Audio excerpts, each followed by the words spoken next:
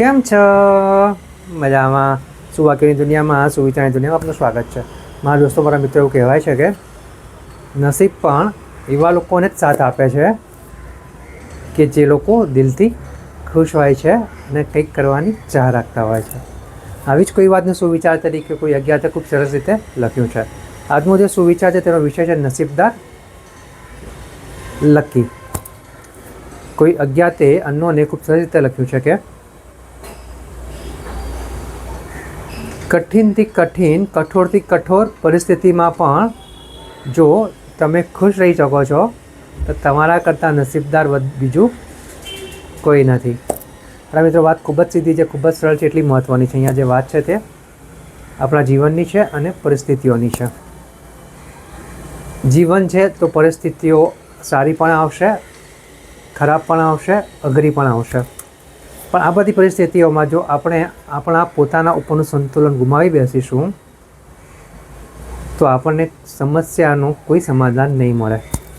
અલગ રીતે કહીએ તો જ્યારે કોઈ સમાધાનનો આપણે શોધીએ છીએ તો તેના માટે આપણે સૌથી પહેલાં સમસ્યા ઉપર ધ્યાન આપવું પડશે. જે પરિસ્થિતિ સર્જાઈ છે તેની ઉપર ધ્યાન આપવું પડશે. જે પરિસ્થિતિ છે તેનાથી પ્રેરાઈને અથવા તેની ઉપર વધારે પડતું ધ્યાન આપીને જો આપણે પોતાની જાતનો ઉપરનો સંતુલન ગુમાવી બેસીશું તો આપણે તરત જ ગુસ્સે થઈ જઈશું. આપણને એમ બહુ નકારાત્મકતા ભર્યા વિચારો આવી જશે.